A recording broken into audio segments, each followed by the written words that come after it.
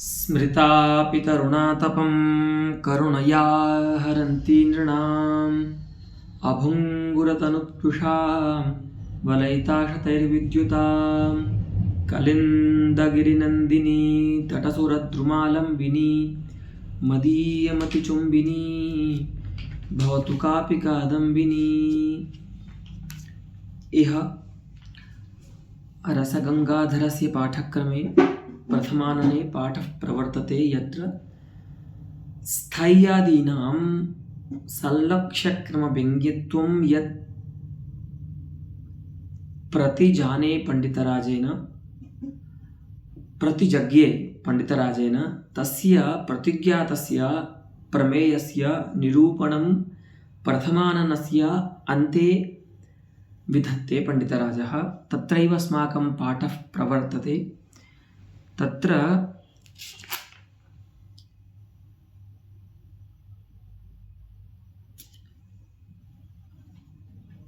वादेस्मिन् प्राचीनानाम् आचार्याणाम् अपि मतिरस्ति इति दर्शयित्वा पुनः तत्र युक्तिं दर्शयति। यथा आचार्य आनन्दवर्धनः अपि विषयेऽस्मिन् निजगाद तथैव आचार्य अभिनवगुप्तोऽपि विषयेऽस्मिन् मतिञ्चकार इति उभयोः आचार्ययोः विषयेऽस्मिन् सम्मतिं दर्शयित्वा पुनः स्वीयं मनोगतं निरूपयति पंडितराजः। तथा एव अद्यतनपाठस्य प्रारम्भः।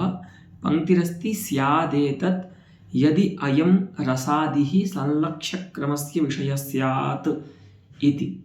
ठीक है, तो यहाँ से आज का पाठ होगा। देखिए, स्यादेतत् यदि अयं रसादिः संलक्ष्यक्रमस्य विषयः। अगर आप जो कह रहे हैं माने रसादीनां संलक्ष्यक्रमव्यङ्ग्यतायाम् इतोपि दोषम् आशंकमानः एवं ब्रूते पंडितराजः। अस्तु, क्या देखो दोष दिखा रहे हैं यहाँ पर कि अगर हम रसादि को स्थायी मानते हैं तो क्या दोष आएगा। तो बता रहे हैं कि रसादि ही यदि संलक्ष्यक्रमस्य विषयः भवति तदा अनुरणन भेद गणन प्रस्तावे अर्थशक्तिमूलस्य द्वादश भेदाः इति अभिनवगुप्तोक्तिः तेनायं द्वादशात्मकः इति मम्मटोक्तिश्च न संगच्छेत। ठीक है, देखो गम धातु का यहाँ पर आत्मनेपद कर दिया है ना, विधिलिंग का प्रयोग है संगच्छेत। यद्यपि गम धातु जो है वह परस्मैपदी धातु है, संगच्छेत बनना चाहिए, लेकिन समुपसर्ग पूर्वक गम धातु का अर्थ विशेष में इस प्रकार से आत्मनेपद प्रयोग किया जा सकता है। ठीक है, तो अब यहाँ क्या बता रहे हैं कि अगर आप रसादि ध्वनि को संलक्ष्य क्रम व्यंग्य मानते हैं तो आचार्य अभिनवगुप्त और आचार्य मम्मट जो पंडित राज से पहले के आचार्य हैं उनके वचन का विरोध होगा, है ना। कैसे होगा, क्योंकि अनुरणन भेद गणन के प्रस्ताव में, तो अनुरणन माने संलक्ष्य क्रम व्यंग्य, संलक्ष्य क्रम व्यंग्य के भेद की गणना के प्रसंग में क्या लिखते हैं आचार्य अभिनवगुप्त, अर्थशक्ति मूलस्य द्वादश भेदाः।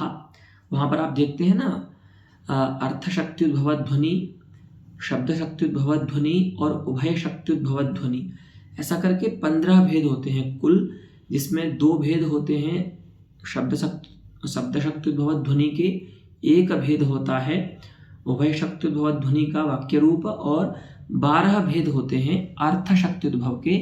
क्योंकि उसको भी समझ लीजिए, अर्थ शक्त्युद्भव ध्वनि के 12 भेद इसलिए होते हैं क्योंकि वहाँ पर व्यंग्य और व्यंजक दोनों 2 होते हैं, एक तो वस्तु और अलंकार। तो मान लीजिए अलंकार हो गया और वस्तु हो गए व्यंजक 2, और 2 ही हो गए व्यंग्य, वस्तु और अलंकार। लेकिन जो व्यंजक अर्थ होते हैं उनके फिर 3 भेद हो जाते हैं, स्वतः संभवी, कवि प्रौढ़ोक्ति सिद्ध और कवि निबद्ध वक्तृ प्रौढ़ोक्ति सिद्ध। तो क्या कीजिए, आपके पास जो 2 व्यंजक अर्थ है ना, वस्तु और अलंकार, उन दोनों के तीन तीन भेद कर दीजिए। माने स्वतः संभवी वस्तु, कवि निबद्ध वक्तृ प्रौढ़ोक्ति सिद्ध वस्तु और कवि निबद्ध वक्तृ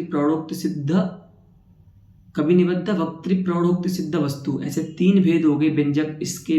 और दूसरा व्यंजक जो अलंकार है उसके भी तीन भेद कर दीजिए, स्वतः संभवी, कवि निबद्ध, तन्निबद्ध,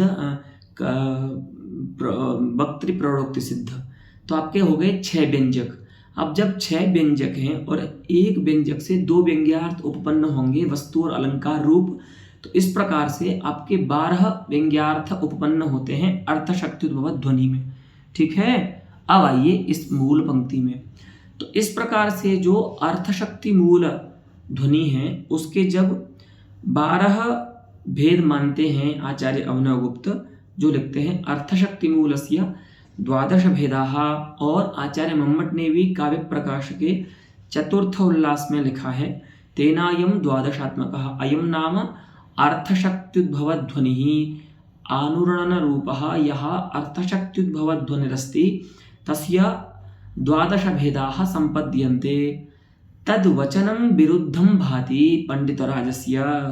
अगर आप रसादियों की भी संलक्षक क्रम व्यंग्यता मानेंगे तो संलक्षक क्रम व्यंग्य के विषय में आचार्य अभिनवगुप्त और पंडितराज का जो कथन है अर्थशक्त्युद्भव को जो 12 प्रकार का मानते हैं वो अनुपन्न हो जाएगा, वो विरुद्ध हो जाएगा, उसकी संगति नहीं होगी। क्यों? तो बता रहे हैं वस्त्वलंकारात्मना द्विविधे वाच्येन स्वतः संभवित्व कवि प्रौढ़ोक्ति निष्पन्नत्व कवि निबद्ध वक्तृ प्रौढ़ोक्ति निष्पन्नत्व। ये जो मैंने आपको बता दिया 2 प्रकार के आपके पास व्यंजक अर्थ हैं वस्तु और अलंकार। उन दोनों प्रकार के वाच्य व्यंजकों से उनको 3 प्रकार का कीजिए पहले, उनमें तीनों में एक एक धर्म आएगा। स्वतः संभवित्व, कवि प्रौढ़ोक्ति से निष्पन्नत्व, कवि निबद्ध वक्तृ प्रौढ़ोक्ति निष्पन्नत्व। तो 2 जो वाच्य आपके पास व्यंजक थे उनको हम 3 से जब गुणा करेंगे तो 6 हो जाएंगे। ऐसे करके त्रैविध्य त्रिभिः उपाधिभिः, ये 3 उपाधियां हैं। उन 2 वाच्य और अलंकार रूप व्यंजक अर्थों की 3 उपाधियां हैं। कौन कौन सी? तो स्वतः संभवित्वादि 3 उपाधियों के साथ जब उनका योग होगा तो त्रैविध्यम आपन्नेन षडात्मना, ठीक है, तेना वस्त्वलंकारयोरेव रसादेरपि अभिव्यंजनात् अष्टादशत्व प्रसंगात। तो जैसे अब आपने क्या माना है कि भैया जो रस होता है वह भी, अब 6 व्यंजक हो गए ना आपके पास। तो आपने ये बोला है कि अभी तक तो आप ये बोल रहे थे आचार्य मम्मट और अभिनवगुप्त तो कि वह जो व्यंग्य अर्थ है वो 2 ही होते हैं। जब भी संलक्षक क्रम व्यंग्य ध्वनि होगा, जब भी अनुरणन रूप व्यंग्य होगा अर्थ, तो 2 व्यंग्य होंगे, या तो वस्तु या तो अलंकार। लेकिन अगर अब आप ऐसा कहेंगे कि रसादि भी क्वचित संलक्षक क्रमतया व्यज्यमानाः दृश्यन्ते तर्हि इदानीं व्यंग्यभूताः अर्थाः 3 संपद्यन्ते। अब व्यंग्य होने वाले अर्थ कितने हो जाएंगे? 3, वस्तु, अलंकार और रस। अब आप बताइए जब 6 व्यंजकों से 3 अर्थ व्यंग्य होंगे तो कितने भेद हो जाएंगे अर्थशक्त्युद्भव के? 18 भेद, क्योंकि 6 हो जाएंगे वस्तु व्यंग्य, 6 हो जाएंगे अलंकार व्यंग्य और 6 हो जाएंगे रसादि व्यंग्य, क्योंकि रसादि को भी संलक्षक क्रम व्यंग्य मान रहे हैं ना पंडितराज, ये यहाँ पर।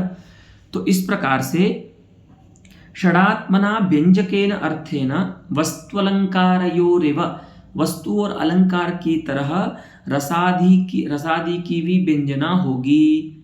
उस 6 प्रकार के व्यंजक अर्थों से जैसे वस्तु और अलंकार व्यंग्य होते हैं उसी प्रकार से रस भी व्यंग्य होगा।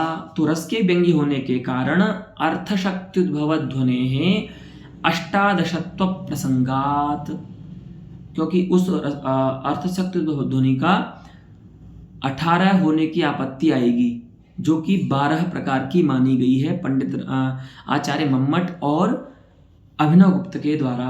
अस्तु, अतः इत्थं रसादीनां संलक्ष्यक्रमत्वं न अभ्युपेयम्। पंडित राज को रसादि ध्वनि को संलक्ष्यक्रम व्यंग्य नहीं मानना चाहिए। इत्येतावता प्रश्नः उपतिष्ठति, तत्समाधातुं पंडितराजः इतः ग्रंथं करोति। पश्यन्तु क्या बोलते हैं समाधान में पंडित राज। अत्रोच्यते, अत्र नाम अस्य प्रश्नस्य समाधानाय इदमुच्यते। किमिति प्रकटैः विभावैः विभावानुभाव व्यभिचारिभिः अलक्ष्यक्रमतया एव व्यज्यमानः रत्यादिः स्थायी भावो रसी भवति। देखो भैया, ये बात तो एकदम ठीक है कि कभी कभी जो स्थायी होते हैं रत्यादि स्थायी, वे भी संलक्ष्यक्रमतया प्रतीत होते हैं। हम इस बात को अभी भी मान रहे हैं। लेकिन आपने जो कहा कि पंडित आचार्य मम्मट और अभिनवगुप्त के जो संलक्ष्यक्रम व्यंग्य का प्रतिपादन है उसका विरोध हो जाएगा, क्योंकि वह 18 प्रकार का होने लगेगा। सो बात नहीं है। क्यों? क्योंकि हम उसी व्यज्यमान रत्यादि को रस मानते हैं जो अलक्ष्य क्रमतया व्यंग्य होता है। ठीक है, माने जहां पर व्यंजक विभावानुभाव व्यभिचारी और व्यंग्य रस के मध्य में जो क्रम है वह लक्षित नहीं होता है, उसी अलक्ष्य क्रमतया व्यज्यमान रत्यादि का रसी भाव होता है, अर्थात वही रस माना जाता है। लेकिन विभावानुभाव व्यभिचारी कैसे होने चाहिए? तो प्रकटैहि, है ना, काव्यार्थ रूपेण अविहितैः विभावानुभाव व्यभिचारिभिः व्यज्यमानः रत्यादिः। तो कथं व्यज्यमानः? अत्र व्यक्तिः कथंकारा अस्ति, तो कहते हैं अलक्ष्यक्रमतया। जब अविहित विभावानुभाव व्यभिचारी से, शब्दोपात्त विभावानुभाव व्यभिचारी से अलक्ष्यक्रमतया रत्यादि स्थायी भाव जो है वो व्यंग्य होगा, तभी वो रस कहलाएगा। देखो, उसमें संलक्ष्यक्रमतया या लक्ष्यक्रमतया व्यंग्य होने की योग्यता है रत्यादि में, लेकिन आप ये समझ लीजिए उसमें रस व्यवहार तभी होगा जब वह अलक्ष्यक्रमतया व्यंग्य होगा। लेकिन जब नहीं होगा तो क्या होगा? तो बोलते हैं न संलक्ष्यक्रमतया। जब वह रत्यादि स्थायी भाव संलक्ष्यक्रमतया व्यंग्य होगा तब वह रस नहीं कहलाएगा, तब तो वह वस्तु मात्र कहलाएगा। और वस्तु मात्र का तो निरूपण आचार्य अभिनवगुप्त और मम्मट ने कर ही दिया है। बोलते हैं ना, वस्तु और अलंकार 2 अर्थ व्यंग्य होंगे, है ना, तो 6 वस्तु के भेद हो जाएंगे, 6 अलंकार के भेद हो जाएंगे, तो हो गए ना 12 भेद। अब बताइए कि कैसे 18 भेदों की शंका आपको हो रही है? हम तो उसको रस कहते ही नहीं हैं जहां पर रत्यादिस्थायी भावः प्रकटैर् विभावानुभाव व्यभिचारिभिः संलक्ष्यक्रमतया व्यज्यमानो भवति, व्यक्तो भवति। तादृशः रत्यादि रस पदवाच्यतां नार्हति। वैसे रत्यादि को हम रस नहीं कहते हैं, तो बोले तब तो कोई समस्या ही नहीं है। उसी के लिए लिखते हैं रसी भावो ही नाम झगिति जायमान अलौकिक चमत्कार विषय स्थायित्वम्। तो बोले आपने ये जो नई व्याख्या की है कि रत्यादिरेव तादृशः एव रत्यादिः रसी भवति, यह अलक्ष्यक्रमतया व्यक्तो भवति। तो बोलते हैं रसी भाव क्या है? किम नाम तद रसी भवनम। तो इदानीं रसी भवनम निरुच्यते पंडितराजेन। पश्यन्तु, रसी भाव उसको बोलते हैं जहां पर कोई स्थायी, है ना, ऐसे चमत्कार का विषय बने जो चमत्कार अलौकिक हो एक तो, और काव्यार्थ की भावना के उत्तर काल में ही उत्पन्न हो। ऐसा नहीं काव्य पढ़ा आज और चमत्कार हो रहा है कल सुबह, ऐसा नहीं, झगिति जायमान चमत्कार, झगिति जायमान अलौकिक चमत्कार, काव्यार्थ भावना बेलायाम एव यः अलौकिकः चमत्कारः उपजायते तस्य चमत्कारस्य विषयः यः स्थायी सह स्थायी रसी भवति, उसी को बोलते हैं रसी भवनम। तो जो काव्यार्थ की भावना के समय में ही अलौकिक चमत्कार का विषय बनता है स्थायी, उसी को हम रस कहते हैं। तो ऐसा तब नहीं होता है जब कोई रत्यादि संलक्ष्य क्रमतया व्यंग्य होता है, क्योंकि यहां पर क्या बोल रहे हैं, झगिति, तुरंत। ऐसा नहीं कि आपने विभावानुभाव विचारी की तो भावना कर ली, लेकिन उसके कुछ विलंब में आपको क्या हुआ, रत्यादि का अनुभव हुआ, तो वह रत्यादि रस नहीं कहलाएगा, वो वस्तु मात्र कहलाएगा। कौन सा रत्यादि रस कहलाएगा, जो काव्यार्थ भावना, काव्यार्थ माने विभावानुभाव व्यभिचारी रूप जो काव्यार्थ हैं, उन काव्यार्थों की भावना के उत्तर क्षण में ही, तुरंत ही अलौकिक चमत्कार को उत्पन्न कराने वाला जो स्थायी है, अर्थात अथवा अलौकिक चमत्कार का विषय जो स्थायी है, उस स्थायी को हम कहते हैं रस। तो ऐसा जो माने विलक्षण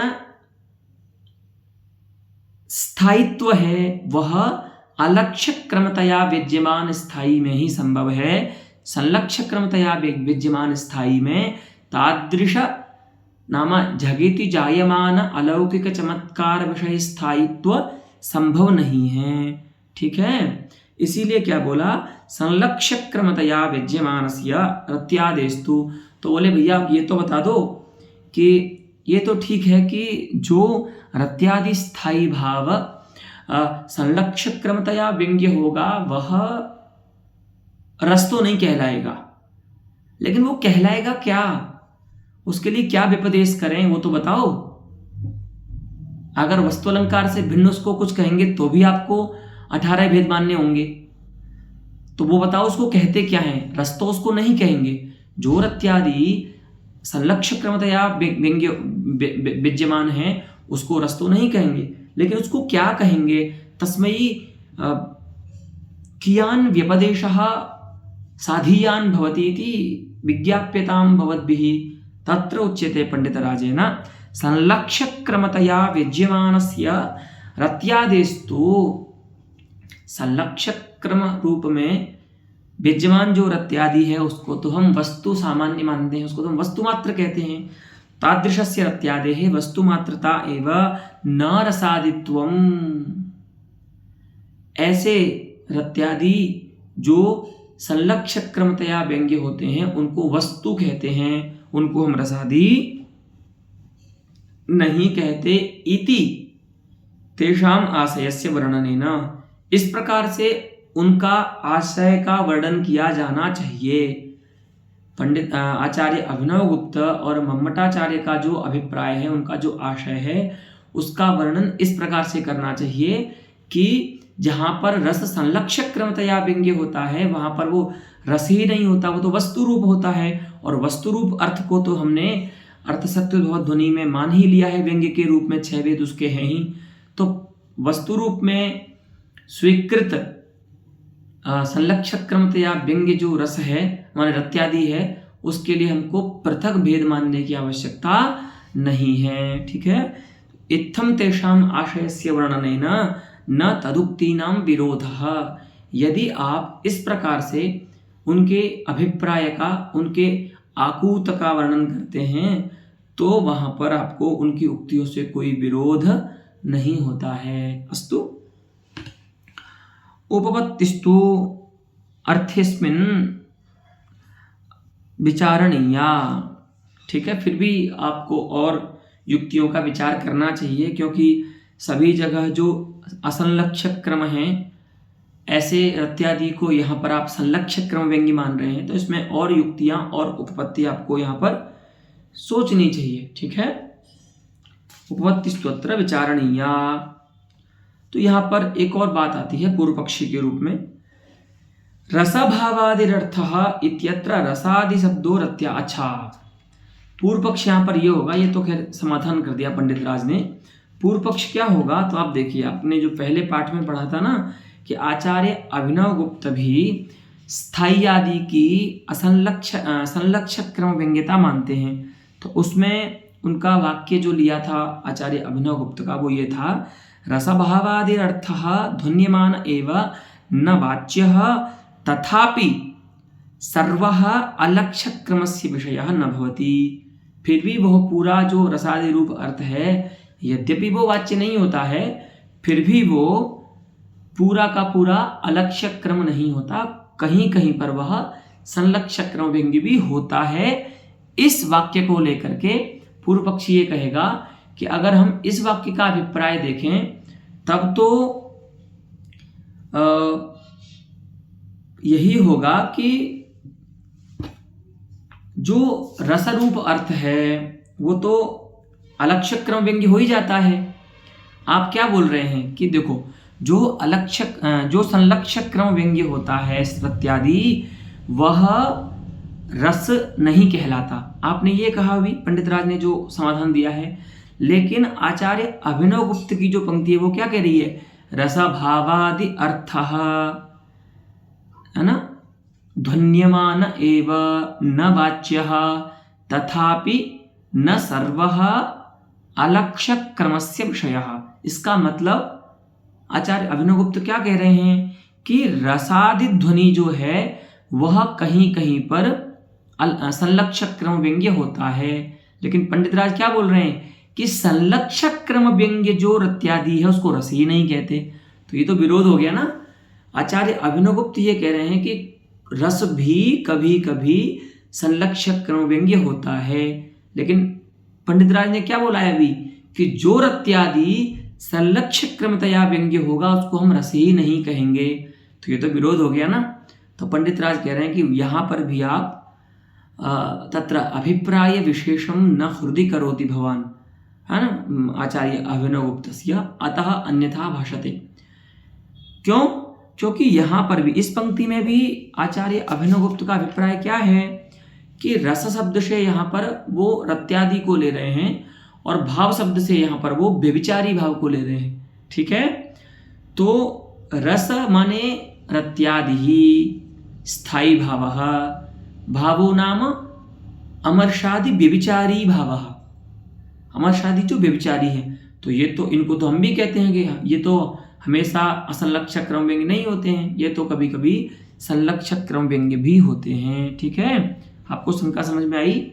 शंका यह थी कि आचार्य अभिनव गुप्त ये कहते हैं कि अभी पंडित राज ने उनकी उक्ति का प्रमाण दिया है कि रस भाव रूप जो अर्थ होते हैं, रसादि ध्वनि जो होती है, वह कभी कभी संलक्षक क्रम व्यंग्य भी होती है। लेकिन जब प्रश्न किया गया तो पंडित राज ने समाधान क्या किया कि नहीं, जहाँ पर संलक्षक क्रमतया व्यंग्य होते हैं रत्यादि, वहां तो वो रस ही नहीं कहलाते। तो अब ये दोनों बातों में विरोध हो रहा है। पंडित राज की बात है कि जहां पर संलक्षक क्रम व्यंग्य होते हैं रत्यादि, वहां रस नहीं होते, और आचार्य अभिनव गुप्त कह रहे हैं कि रस भावादि जो अर्थ होते हैं वे कभी कभी संलक्षक क्रम व्यंग्य होते हैं। तो ये तो विरोध हो गया। तो पंडित राज आचार्य अभिनव गुप्त की कारिका में जो रस और भाव शब्द हैं उनका अर्थ कर रहे हैं रत्यादि स्थायी भाव। रस शब्द का लक्षणा से प्रयोग, उपचार से प्रयोग होता ही है, ठीक है, स्थायी भावों में। और भाव शब्द स्यापि औपचारिक प्रयोग, औपचारिक व्यवहार तत्र व्यभिचारिषु भवत्येव। तो वैसे ही बोल रहे हैं कि यहाँ पर रस और भाव शब्द जो हैं वो रति और व्यभिचारी परक हैं, इसीलिए यह ऐसा विरोध नहीं होगा कि आचार्य अभिनव गुप्त तो रसों को संलक्षक क्रम व्यंग्य कह रहे हैं और आप कह रहे हैं कि जो संलक्षक क्रम व्यंग्य हो जाता है रत्यादि, वो रस ही नहीं हो सकता। ठीक है, तो यहाँ पर आचार्य अभिनव गुप्त की भी यही मति है कि रसो नाम रत्यादि स्थायी भावः सर्वदा अलक्षक क्रमस्य विषयः न भवति, क्वचित संलक्षक क्रमतयापि तस्य व्यक्तिर्जायते। ठीक है, इस प्रकार से समाधान करते हैं पंडित राज। अब देखिए, तदित्थं निरूपितस्य अस्य रसादिध्वनिप्रपञ्चस्य पदवर्णरचनावाक्यप्रबन्धैः पदैकदेशैः वर्णात्मकैः रागादिभिश्च अभिव्यक्तिम् आमनन्ति। अत्र प्राचां यः समयः अस्ति रसस्य व्यक्तौ तमत्र अनुवदति आदौ पंडितराजः। ठीक है, रसादि ध्वनि के स्थल में व्यंजक कौन कौन हो सकते हैं, इस विषय में प्राचीन आचार्यों की जो मति है उसका अनुवाद पंडितराज कर रहे हैं कि तदित्थम, इस प्रकार से जो निरूपित है, तदित्थम नाम मया इतः पूर्वं यः ग्रंथः विलिखितः तद्रूपेण यः निरूपितः रसादिध्वनिः, इस प्रकार से निरूपित जो रसादिध्वनि है, अस्य रसादिध्वनि प्रपंचस्य, उस रसादिध्वनि प्रपंच के व्यंजक कौन कौन हो सकते हैं, तो कह रहे हैं पद। ठीक है, आप जानते हैं साहित्य में आपने जो पहले ग्रंथ पढ़े होंगे ना, साहित्य दर्पण काव्य प्रकाश आदि, उसमें आपने देखा होगा कि रसादिध्वनि के व्यंजक 6 होते हैं मुख्य रूप से। तो पद, वर्ण, रचना, वाक्य, प्रबंध और पदैक देश वर्णादि। ठीक है, अब वर्णात्मक जो रागादि हैं, तो यहाँ पर भी 6 ही है मुख्य रूप से। पदैक देश वर्णात्मक जो रागादि हैं, इन सभी से इसकी अर्थात रसादि ध्वनि की अभिव्यक्ति को मानते हैं प्राचीन आचार्य। ठीक है, अर्थात क्वचित रसः पदेन अभिव्यज्यते, क्वचित वर्णेन ध्वन्यते, क्वचित रचनाभिः रचनया वा, क्वचित वाक्येन, क्वचित प्रबंधेन, क्वचित वर्णात्मकैः रागादिभिः अपि रसस्य अभिव्यक्तिर्भूयसी जायते। ठीक है, इस प्रकार से 6 व्यंजक होते हैं रसादि ध्वनि के। अब रसादि ध्वनि के स्वरूप का निरूपण करने के बाद अवसर संगति है ना व्यंजक के निरूपण में, तो पंडितराज वो किससे व्यंग्य होता है उस अर्थ का निरूपण कर रहे हैं। ठीक है, तो इतः भूयसी मीमांसा अस्ति रसादि ध्वनेः व्यंजकस्य विषये। अस्तु, अब देखिए, अब यहाँ पर एक सामान्य शंका होती है, आप सभी को भी मन में होनी चाहिए कि कहीं पर भी हम देखते हैं तो क्या आपने कोई ऐसी व्यंजना देखी है क्या, भले पद की व्यंजना हो, जहाँ पर वो केवल पद ही कहा जाए और वो व्यंग्यार्थ हो जाए। आप बोलो कोई आप में से ऐसा कोई व्यंग्यार्थ देखा है क्या आपने?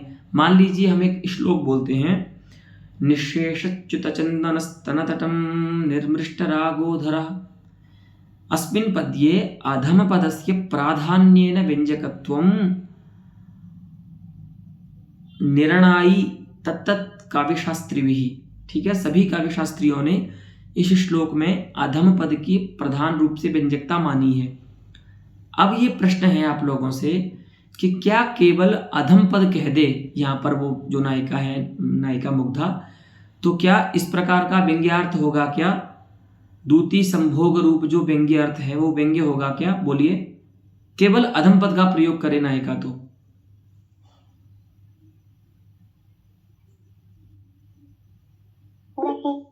नहीं होगा, बिल्कुल। तो वस्तुतः क्या होता है, यत्र पदव्यंजकत्वमपि अस्ति तत्रापि वाक्य द्वारा एव व्यंग्यार्थः सत्ताम आसादयति। ठीक है, वाक्य के द्वारा ही व्यंग्यार्थ की सत्ता होती है। केवल पद को कह देंगे आप तो व्यंग्यार्थ की उपस्थिति नहीं होगी। तो उसी बात को लेकर के कोई पूर्व पक्षी कहेगा कि भैया ऐसे आप कैसे मानते हो, या आप सब लोग इसको अच्छे से समझना, क्योंकि ये प्रश्न हो सकता है एक साहित्यिक के रूप में आपसे कि आप बोलते हैं पद व्यंजकता, तो क्या केवल एक ही पद को कह दिया जाए तो व्यंग्यार्थ हो जाएगा क्या? तो एतादृशेभ्यः प्रश्नेभ्यः अत्र समाधानं यच्छति पंडितराजः। तत्र वाक्यगतानां पदानां सर्वेषामपि स्वार्थोपस्थिति द्वारा वाक्यार्थ ज्ञानोपायत्वे समानेपि। देखिए, ये बात तो ठीक है कि एक वाक्य में जितने भी पद होते हैं उनकी अभिधा उनकी शक्ति जिस जिस अर्थ में होती है ना, व्याकरण आदि शक्ति ग्राहकों के द्वारा जिस जिस अर्थ में उनके शक्ति का निश्चय किया गया है, उस अर्थ की उपस्थिति वे पद करा देते हैं, उनका ज्ञान करा देता है। ठीक है, तो पहले क्या होता है, पदज्ञानेन पदार्थोपस्थितिर् जायते। ठीक है, पहले पद ज्ञान से आपको पदार्थ उपस्थित होते हैं और फिर वे पदार्थ क्या करते हैं, आकांक्षा, योग्यता और सन्निधि के कारण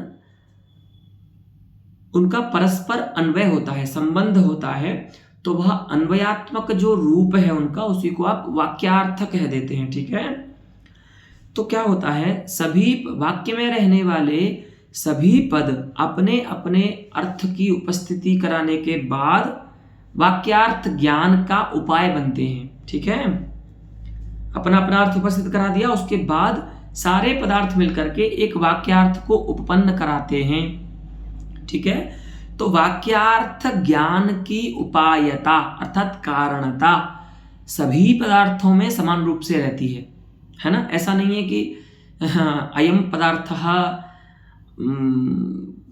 तन्नाम श्रेयान् उपायः अस्ति वाक्यार्थस्य, अयं च हीनः उपायः अस्ति वाक्यार्थस्य इति हीनाधिक्यं न भवति, है ना। इस प्रकार से कोई न्यूनाधिक्य नहीं होता है वाक्य पदार्थों में वाक्यार्थ के प्रति कारणता का, सब में समान रूप से वाक्यार्थ की कारणता रहती है, वाक्यार्थ ज्ञान की उपायता रहती है। ठीक है, फिर भी कुर्वद् रूपतया एकः कश्चन पदार्थः कुर्वद् रूपं यस्य सः कुर्वद् रूपः तस्य भावः कुर्वद् रूपता तया कुर्वद् रूपतया, अर्थात कार्य को अधिक करने वाला होने से, है ना।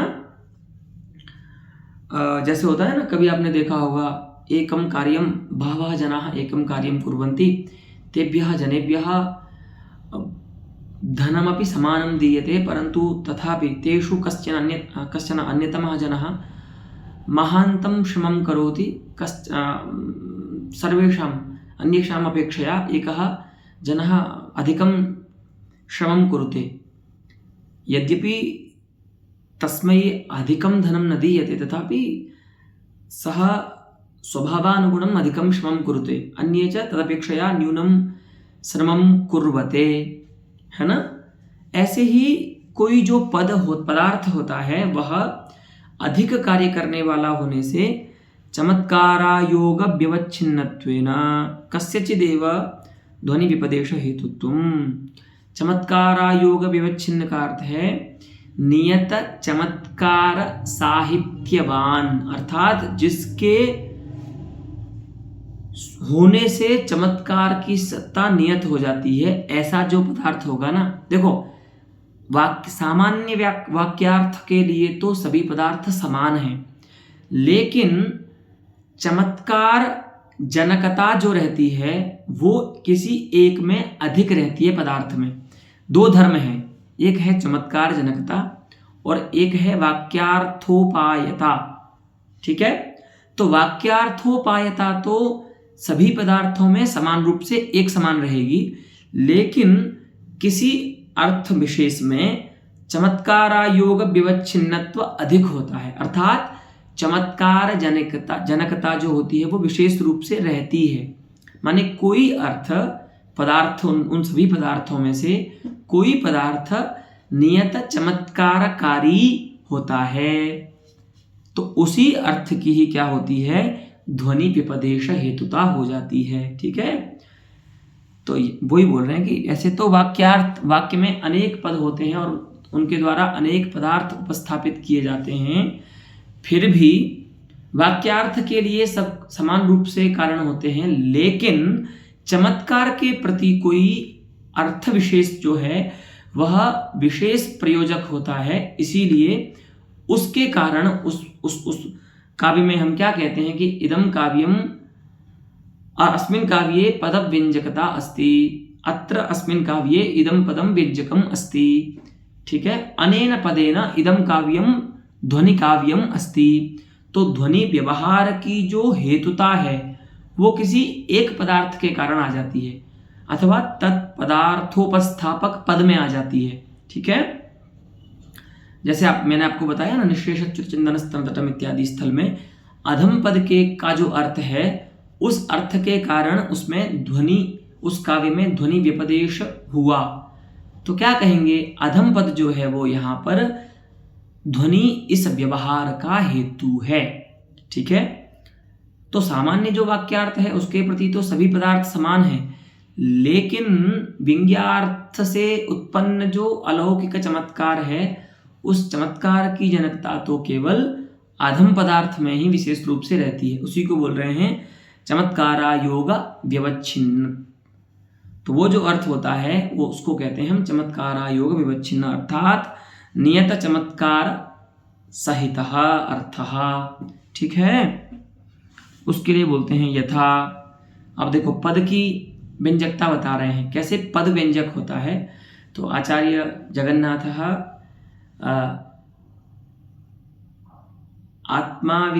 आत्माविहितेषु पद्येषु उदाहरणं ददाति, अन्येभ्यः काव्येभ्यः आनीय उदाहरणं दर्शयति।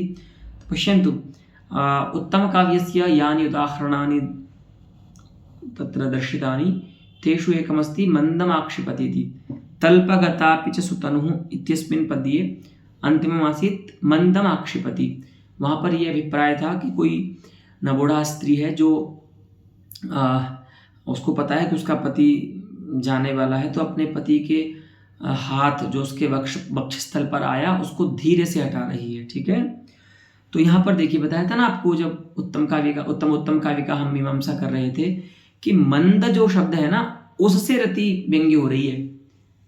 ऐसे तो नायिका का स्वभाव होता है ना, और वो भी जो नवोढ़ा स्त्री है, अभी जिसका पति से संगम नहीं हुआ है, ऐसी स्त्री के वक्षस्थल पर यदि पति हाथ रखेगा तो उसका स्वभाव है उसको हाथ को दूर करना, लेकिन मंदम आक्षेपति, धीरे हटा रही है।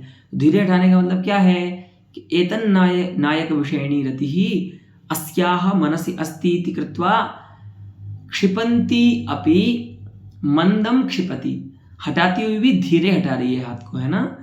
तो जैसे आपने देखा मंदम क्षिपति इत्यत्र मंदम इत्यस्य पदस्य यह अर्थः अस्ति, सः चमत्कारायोग व्यवच्छिन्नः अस्ति इति कृत्वा तस्य पदस्य मंदम इति क्रिया विशेषण पदस्य ध्वनि व्यपदेश हेतुता अस्मिन् श्लोके अस्ति। इस श्लोक के कारण, इस पद के कारण, मंदम ये जो पद है इस पद के कारण यह जो श्लोक है वह ध्वनि काव्य कहलाएगा। अस्तु, तो इस प्रकार से पद व्यंजकता को आपने जाना। ठीक है, अब क्रम से सभी की व्यंजकता बताएंगे, है ना। तो सबसे पहले पद, उसके बाद आता है, अब पद के ही विषय में थोड़ा और मीमांसा करते हैं। देखिए, रचना वर्णानां पदवाक्यांतर्गतत्वेन व्यंजकतावच्छेदक कोटि प्रविष्टत्वमेव न तु व्यंजकत्वमिति यद्यपि सोवचम। इसको समझ लीजिए। देखिए,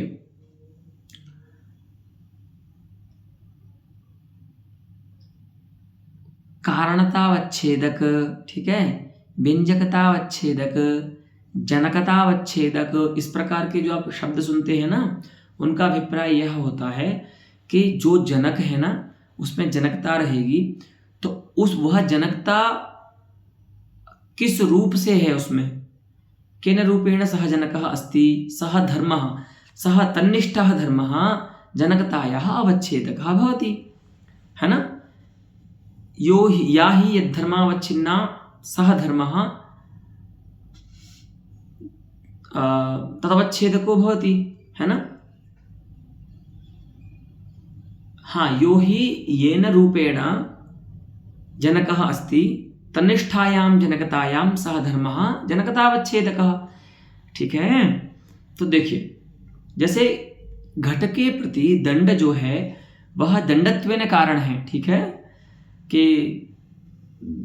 दंडः घटं प्रति दंडत्वेन रूपेण कारणमस्ति।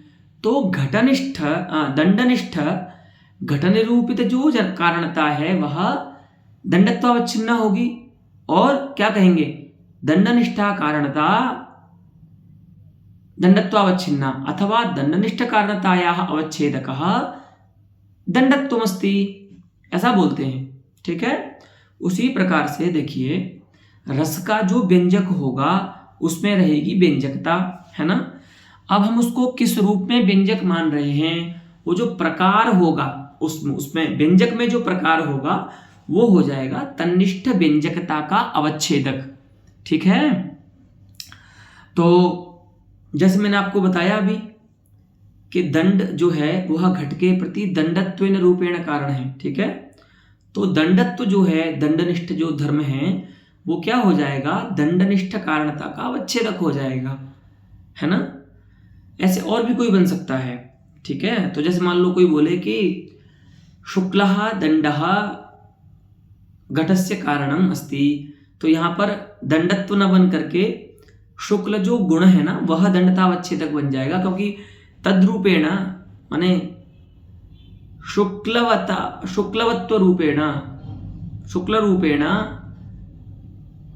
दंडम कारणम कश्चित मनुते, तो वहां पर शुक्ल गुण जो है ना दंड का वो वहां पर जनकता का कारणता का अवच्छेदक हो जाएगा। तो आप जिस भी रूप में किसी भी पदार्थ को किसी दूसरे पदार्थ का कारण मान रहे हैं वो जो धर्म है वह कारणता का अवच्छेदक हो जाएगा। ठीक है। तो यहां देखिए पद और वाक्य, अभी तक आप ये समझिए पद और वाक्य जो है वो रस के व्यंजक होते हैं। ठीक है। तो पद और वाक्य जो हैं उनमें क्या रहेगी, रस की व्यंजकता रहेगी, है ना। तो व्यंजकता का अवच्छेदक कोई धर्म तो होना चाहिए कि नहीं होना चाहिए, पद वाक्य निष्ठ। तो बोलते हैं रचना और वर्ण। तो रचना और वर्ण जो होते हैं वो पद और वाक्य में रहते हैं, आप जानते हैं ना। रचना भी पद और रचना और वर्ण पद में रहते हैं और पद वाक्य में रहते हैं। तो माने रचना और वर्ण मिलकर के पद बनता है। ठीक है, काव्य में, और ऐसे पदों को मिलाकर के वाक्य बनता है। तो जो दो रस के व्यंजक हैं साक्षात पद और वाक्य, उन दोनों में कौन रह रहा है, रचना और वर्ण रह रहे हैं। ठीक है। तो अब देखिए रस के व्यंजक कौन हुए, पद और वाक्य, और उन पद वाक्यों में क्या रह रहा है धर्म, रचना और वर्ण। तो रचना और वर्ण जो क्या हो जाएंगे, पद वाक्य निष्ठ जो रस व्यंजकता है उसके अवच्छेदक हो जाएंगे। ठीक है। जैसे दंड में रहने वाला दंडत्व अथवा शुक्ल रूप दंडनिष्ठ घट निरूपित कारणता का अवच्छेदक हुआ, उसी प्रकार से यहां पर रस निरूपित व्यंजकता जो पद और वाक्य में रह रही है उस व्यंजकता का अवच्छेदक कौन होंगे। तो पद वाक्य में कौन रहता है, तो पद वाक्य में रहते हैं रचना और वर्ण। तो रचना और वर्ण जो हैं वो व्यंजकता अवच्छेदक कोटि में रहते हैं, माने व्यंजकता के अवच्छेदक होते हैं। तो केवल उनमें इतनी ही योग्यता है कि वो व्यंजकता के अवच्छेदक बने, उनमें व्यंजकता नहीं रहती है। ठीक है। वो व्यंजकता के अवच्छेदक बनते हैं, कौन, रचना और व्यंजक। ठीक है। तो रचना वर्णानाम पदवाक्यों की रचना और वर्ण व्यंजकता के अवच्छेदक क्यों बन रहे हैं, क्योंकि पद वाक्यांतर्गत हैं, पद और वाक्य में रहने वाले हैं इसीलिए, और पद वाक्य व्यंजक हैं। तो जो व्यंजक में रहने वाला धर्म होगा वो तन्निष्ठ व्यंजकता का क्या होगा, अवच्छेदक होगा। तो यहां पर भी पद और वाक्य में रहने वाले जो धर्म हैं रचना और वर्ण, वे पद वाक्य निष्ठ व्यंजकता के अवच्छेदक हो जाएंगे। तो तेषां रचना वर्णानाम पदवाक्यांतर्गतत्वेन व्यंजकतावच्छेदक कोटि प्रविष्टत्वमेव, वे केवल व्यंजकता की कोटि में ही प्रविष्ट हैं, वे व्यंजक नहीं है साक्षात। ठीक है। मतलब व्यंजक के विशेषण हैं, वो रस के जो व्यंजक हैं पद और वाक्य उनके विशेषण हैं। सरल भाषा में समझिए, रस के साक्षात व्यंजक रचना और वर्ण नहीं होते, अपितु रस के जो व्यंजक हैं पद और वाक्य उनके विशेषण होते हैं रचना और वर्ण। यह स्पष्ट है, यही बोल रहे हैं, न तो व्यंजकम व्यंजकत्वम तेषाम इति सुवचम। ये तो बहुत स्पष्ट बात है कि रस की व्यंजकता साक्षात रचना और वर्ण में नहीं रहती है, अर्थात रचना और वर्ण रस के साक्षात व्यंजक नहीं होते, क्यों? क्योंकि वे तो व्यंजक के विशेषण होते हैं। पद और वाक्य रूप जो व्यंजक हैं रस के, उनके विशेषण होते हैं रचना और वर्ण। तो बोले फिर आप इनको रचना और वर्ण को पृथक विशेषण क्यों मान रहे हैं? अभी आपने देखा ना, ये देखो ये लिखा है ना, इत्तदित्थम निरूपितस्य अस्य रसादि ध्वनि प्रपंचस्य पद वर्ण रचना वाक्य। तो पद की व्यंजकता बताने के बाद उद्देश्य क्रम काल भी तो वो करते हैं ना, आश्रय करेंगे उद्देश्य क्रम को। तो उद्देश्य क्रम में वर्ण और रचना आ रहे हैं पद के बाद। तो जब उनकी व्यंजकता बताने की बात आई तो यहाँ पर ये प्रश्न हुआ कि भैया ये तो व्यंजक होते ही नहीं है साक्षात, तो आप इनको व्यंजकों में क्यों गिन रहे हैं? रस के व्यंजकों में कि पद वर्ण रचना, व्यंजक तो साक्षात पद और वाक्य होते हैं, ये तो उनके विशेषण होते हैं, तो आपने इनको क्यों गिना? ये प्रश्न है। उसका उत्तर देते हैं तथापि, कि भैया ये तो ठीक बात है कि पदवाक्य अंतर्गतत्वेन रचना वर्णयोः व्यंजकता अवच्छेदक कोटि प्रविष्टत्वमेव न व्यंजकत्वम। ये तो ठीक बात है कि साक्षात व्यंजक नहीं होते, ये तो व्यंजकता के अवच्छेदक होते हैं। लेकिन पदवाक्य विशिष्ट रचनात्वेन अथवा रचना विशिष्ट पदवाक्यत्वेन वा व्यंजकत्वम। लेकिन हम आपसे एक प्रश्न पूछते हैं, अब पंडित राज कह रहे हैं यहाँ पर, ठीक है, ये समाधान में, कि आप ये बताइए रस की जो व्यंजकता है वो पदवाक्य विशिष्ट रचनात्व है, माने व्यंजकत्व जो है वो पदवाक्य विशिष्ट रचनात्व रूप है, अर्थात पद और वाक्य विशेषण हो गए रचना में, अथवा रचना विशिष्ट पदवाक्यत्व रूप है ना। इसको ऐसे समझिए, मान लीजिए घट है ना, घट, ये आगे स्वयं भी उदाहरण देने वाले हैं, तो आप अभी समझ लीजिए इसको। घट है, घट की कारणता किस किस में है? तो दंड, चक्र, चीवर, मृद इत्यादि सब में है, ठीक है। तो क्या आप ऐसा बोलते हो क्या, मृद विशिष्टः दंडः कारणम, या मृदादि विशिष्टः दंडः कारणम, या दंडादि विशिष्टा मृत कारणम, या मृदंडादि विशिष्टः कुंभकारः कारणम, ऐसा बोलते हैं क्या? घट की कारणता बताते समय नहीं बोलते ऐसा, माने किसी का भी वैशिष्ट दूसरे में हम नहीं ले जाते, है ना। सबको हम स्वतंत्र रूप से कारण मानते हैं कि घटम प्रति दंडः कारणम, ऐसे बोलते हैं, घटम प्रति कुंभकारः कारणम, घटम प्रति मृत कारणम, क्योंकि स्वतंत्र कारण है सब, है ना। तो वही बोल रहे हैं कि क्योंकि तद विशिष्ट कारणता मानने में कोई विनिगमना नहीं है। अब आपसे ये प्रश्न किया जाए कि रस की व्यंजकता पदवाक्य विशिष्ट रचना में मानी जाए अथवा रचना विशिष्ट पदवाक्य में मानी जाए, तो क्या जवाब देंगे आप? कोई विनिगमना नहीं है। विनिगमना नाम एक तरह पक्षपातिनी युक्ति, यत्र उभय माने समान बल संपन्नौ द्वौ बादौ उपजायेते, जहाँ पर समान बल वाले दो बाद उपस्थित होते हैं और उन बादों में से किसी एक वादी की, एक पक्ष की तरफ युक्ति, कोई ऐसी युक्ति दी जाए जो किसी एक पक्ष की तरफ उस सिद्धांत को झुका दे, उसको बोलते हैं विनिगमना।